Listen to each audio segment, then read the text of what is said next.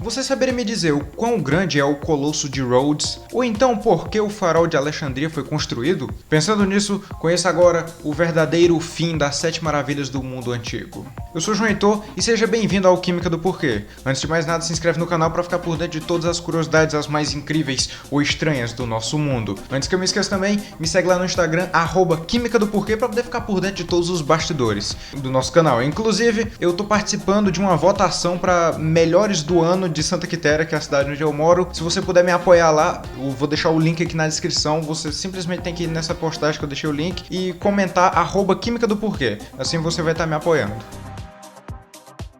Número 1. A Grande Pirâmide de Gizé. De todas as maravilhas da antiguidade, a Grande Pirâmide de Gizé, localizada no Egito, é a única que pode ainda ser contemplada pelos turistas da atualidade. Sendo uma prova da veneração que os egípcios tinham por esse faraó, esse monumento questiona muitos dos preconceitos que ligam o mundo antigo a coisas simplistas ou à simplicidade. Construído por volta de 2550 a.C., o monumento, de nada mais nada menos do que 137 metros de altura, teve como mão de obra 100 mil homens ao longo de 20 anos. Essa grande pirâmide, na verdade, compõe um grupo de construções chamados de Pirâmide de Gizé, mas só ela compõe realmente uma das maravilhas mundiais. Ela foi uma obra encomendada pelo faraó Kelpis, que planejava utilizar o precioso monumento para abrigar o seu sarcófago e também todas as suas preciosidades em ouro para poder levar para a sua outra existência. Até a construção da Torre Eiffel no século XIX, a construção da pirâmide era considerada a maior construção feita pelo homem. Há várias teorias de como essa pirâmide foi construída, ou então como ela é feita por dentro. Até hoje, só foram descobertas 3 câmaras no interior da construção. Uma delas, a Câmara Real, a Câmara da Rainha, a Câmara Secreta, e a construção também é repleta de túneis e corredores inúteis para dificultar os saques dos bandidos. Falando em bandidos, a Grande Pirâmide de Gizé era originalmente preenchida e revestida com uma espécie de pedra calcária polida. Esse acabamento deu um efeito visual impressionante para a pirâmide, fazendo com que ela, na hora que o sol batesse nela, ela brilhava, literalmente. Infelizmente, boa parte desse revestimento tão sinistro foi roubado há cerca de 600 anos atrás. Eu quero deixar registrado aqui que sem querer eu acabei deixando o óculos e o fone de ouvido na minha cabeça entre um intervalo de gravação e outro. Acabou que eu gravei o resto do vídeo assim, então, perdão, não era pra me ter gravado assim, então me perdoem dessa vez.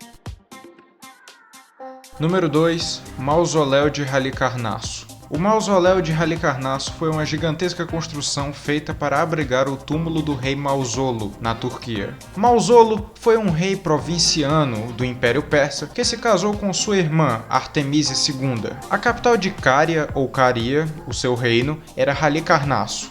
Mausolo reinou de 370 a.C. a 353 a.C. Ao longo do seu reinado, a cidade de Halicarnasso conheceu grande desenvolvimento em obras. A construção de edifícios públicos progrediu muito, e também se realizou a construção de uma extensa muralha para proteger a cidade. A sua irmã e rainha Artemísia II não economizou esforços na construção do seu admirável túmulo. Ela mandou trazer da Grécia os artistas mais talentosos, incluindo até aqueles que participaram da construção do Templo de Ártemis, que é uma outra maravilha que nós vamos falar daqui a pouco. A construção em forma retangular tinha 50 metros de altura e era incrivelmente decorada com esculturas e estátuas de bronze. Ocupando uma área de até mais do que 1.200 metros quadrados e sustentado por 36 colunas, erguia-se uma pirâmide de 24 degraus acima da base quadrada. Infelizmente, o mausoléu de Halicarnasso não chegou inteiro aos nossos dias atuais. Um terremoto foi provavelmente a causa da destruição tanto do mausoléu quanto do túmulo, entre os séculos 11 e 15. Número 3. Estátua de Zeus. Em Olímpia, na Grécia, foi construída uma estátua em homenagem ao deus grego Zeus, ou para os romanos, Júpiter. A estátua levou cerca de 8 anos para ser concluída, por volta do ano 450 a.C.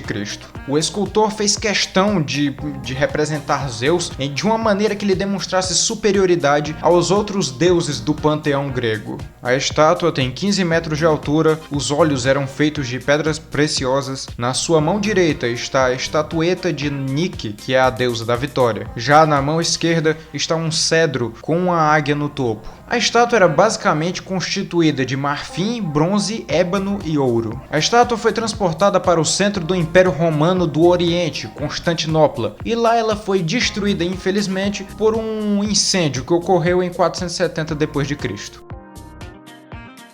Número 4. Jardins suspensos da Babilônia. Os jardins suspensos foram construídos na Babilônia a mando do rei Nabucodonosor, no século 6 a.C. Eram compostos de cerca de 6 terraços construídos como se fossem andares, dando a ideia de que eram elevadiços. Os andares tinham cerca de 120 metros quadrados, apoiados por gigantes colunas que chegavam a medir até 100 metros. A altura do monumento era de aproximados 24 metros de altura. Documentos antigos relatam que a principal função dos jardins suspensos era dar acesso ao palácio de Nabucodonosor e também que ele mandou construir para poder satisfazer as vontades de sua esposa, porque ela sentia muita saudade da sua terra natal, que era composta muitas vezes de campos e florestas. Na verdade, mal se sabe se essa construção realmente existiu e nem se sabe também exatamente como ela foi destruída. Número 5. Farol de Alexandria. Para servir de entrada no porto e também para instruir os navegantes da proximidade da terra, Ptolomeu mandou construir o Farol de Alexandria. Um fato muito interessante é que este tinha lugar na ilha de Faros, e por causa do nome da ilha, todas as construções até hoje com o mesmo objetivo são chamadas de farol. O encarregado da construção em 280 a.C.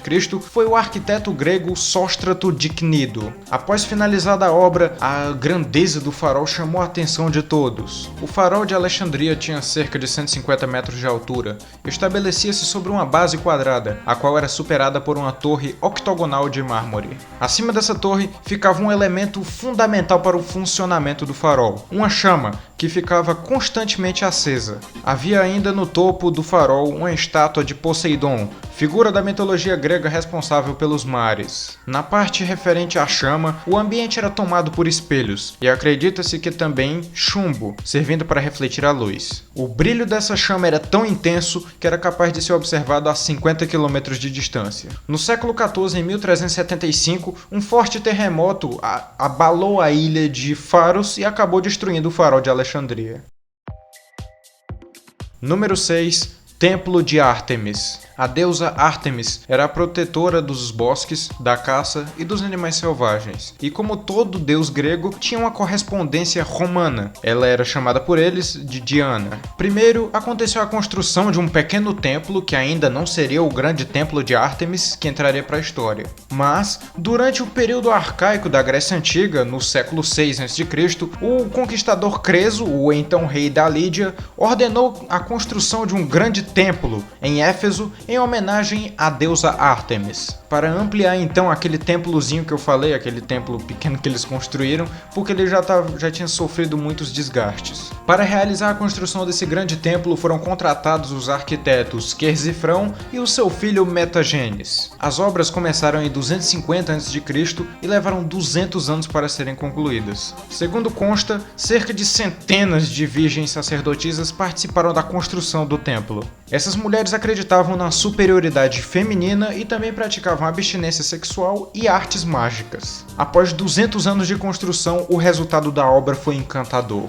O templo de Ártemis era composto de 127 colunas de mármore em estilo jônico, tendo cada uma 20 metros de altura. Tinha 138 metros de comprimento e 71,5 metros de largura. Esse templo foi destruído cerca de 2 vezes. A primeira foi quando um grego chamado Heróstrato, com o intuito de se tornar imortal, incendiou o templo em 356 a.C.